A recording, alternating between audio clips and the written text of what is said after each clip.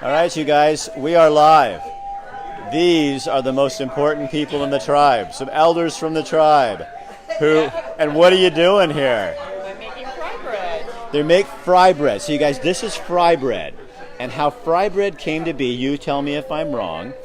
This was back when the government came in and... Commodities. Yeah, they said...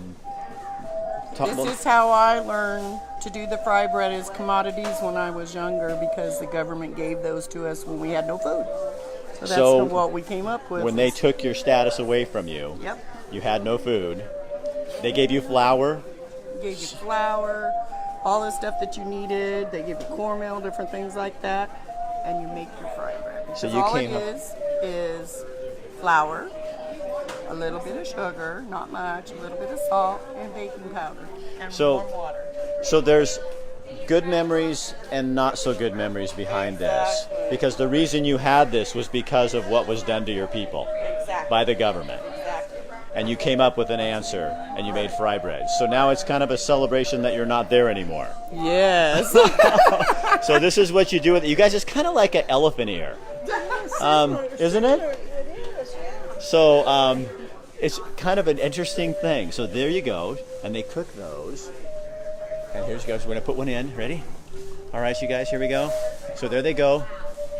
So again, fry bread has a good memory and a bad memory. So this was what they were forced to do because what the government did to the Coquel and all the other tribes in our state. And they gave them flour and salt and sugar, and they came up with this. Yep. So in a way, you're celebrating that you don't have to do this anymore. Yeah. And that you know what? I see this super resurgence of family and tribe, and that it's kind of exciting, don't you think? Yes. I mean, but you're someone who lived through the bad part of this. Some of it, not all of it. No, but my mother was the one that got taken off the reservations and put into boarding schools and separated from the family and just... So if she were to see this and what's happening with your kids and children coming back to this, what would she think? She'd be proud. She'd be proud because we've come so far from where we were before. And the elders, didn't the elders always tell you, don't let the traditions be taken away. Yes. Don't always take care of the elders. Yes. And educate your children on what we do as a people. And they were right, weren't they? Yep. If you teach your young to respect the elders, they'll respect anybody. I guess maybe my culture could learn something from Maybe. you. Maybe. We never know.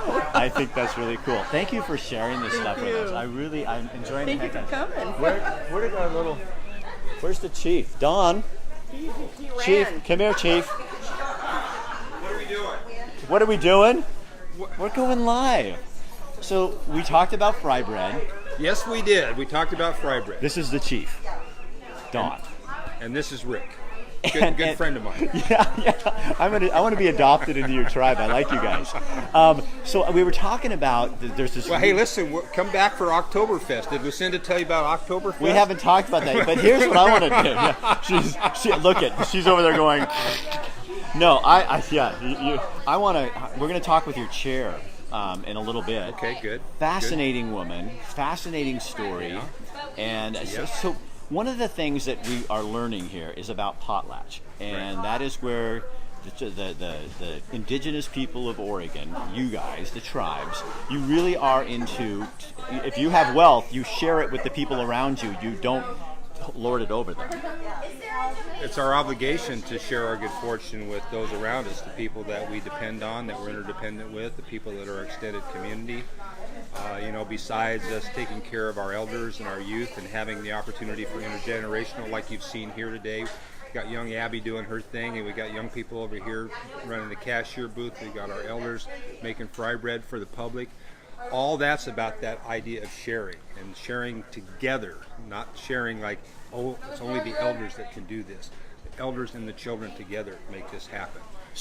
And that's kind of what this event is about, is to bring all people together and share the bounty and the beauty of this place. And what I like about it too is you're also going to people around you. So and if you look at this in a big picture, it's very strategic too, because you're helping people who are also here with you, so they'll help you. I mean, it's working together as a people.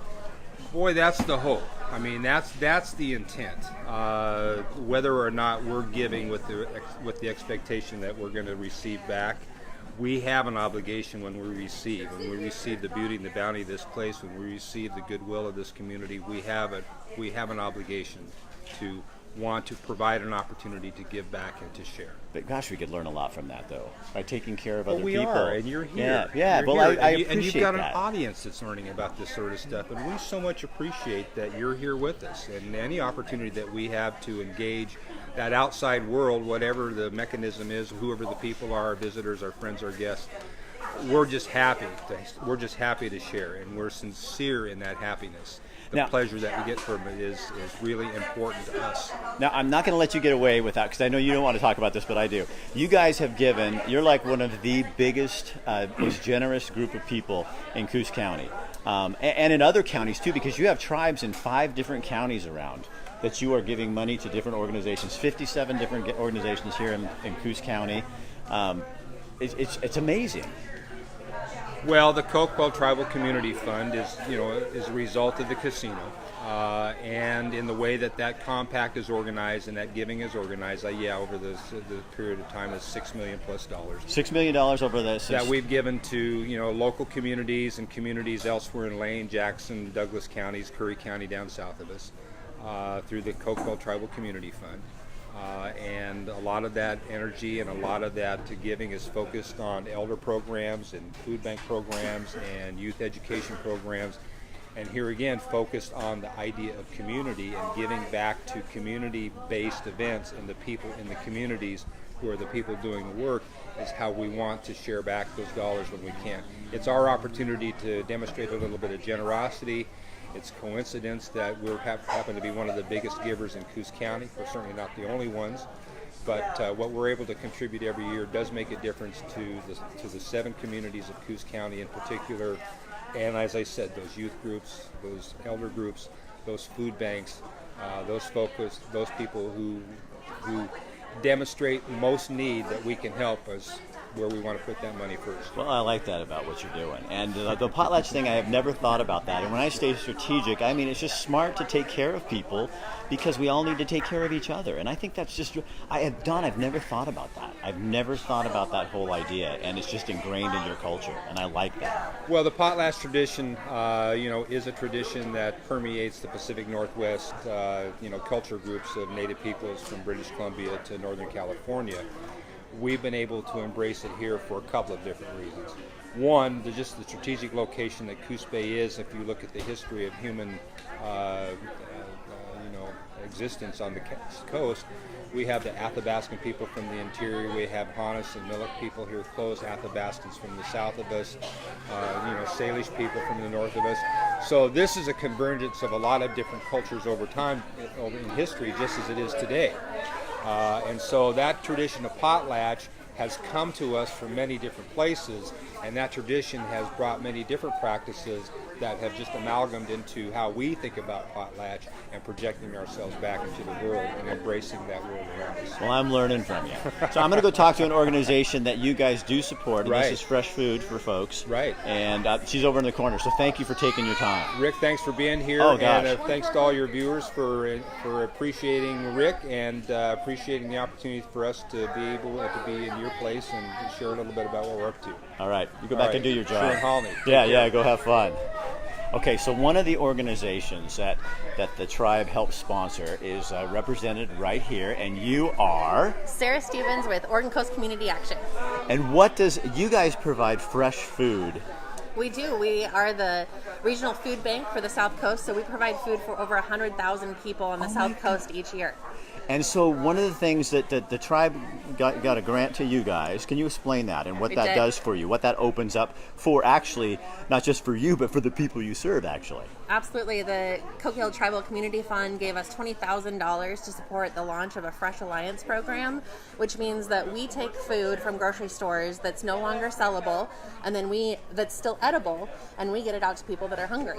And so the Cokeville Tribal Community Fund was able to help us launch that in 7 McKay's stores in our region. Wow. So that made a huge difference for what you can do. It did. That means an additional 1,500 pounds of food in our system each year. And not only is that an additional amount of food in our distribution system, but that also adds a lot of variety to our system. So people are getting dairy, meats, things like fresh vegetables. Fresh vegetables, yes, absolutely. Especially because you're having a hard time, you still want variety and you need quality. Absolutely. And I think sometimes we forget that. Yes, just because you're hungry does not mean you want to eat the same thing every day. Right, or out of a can all the time. Absolutely, yes. I love what you're doing, and potlatch is kind of an important word to me right now. Yes, you know, us too. Taking care of each other, right? Yes, absolutely, and we could not do what we do without the Coquille Tribal Community Fund. Thank you so much for Thank you. coming in. I'm glad you came down to talk to us. Oh, well, you guys, now here's what we're gonna do. We're gonna take a break here for just a few minutes, and we're gonna come back, and we'll be here with the chair of the Coquille tribe. And then right after, she's gonna talk with us for a little bit, and she has an amazing story. You will want to tune in for this. And then right after that, we're gonna hear from some drummers from the Baloney's Boys Ranch. And this is a group, these are kids, well, I'll let them explain, but they're gonna be performing for you. So we will be back in just a couple of minutes. Stick with us.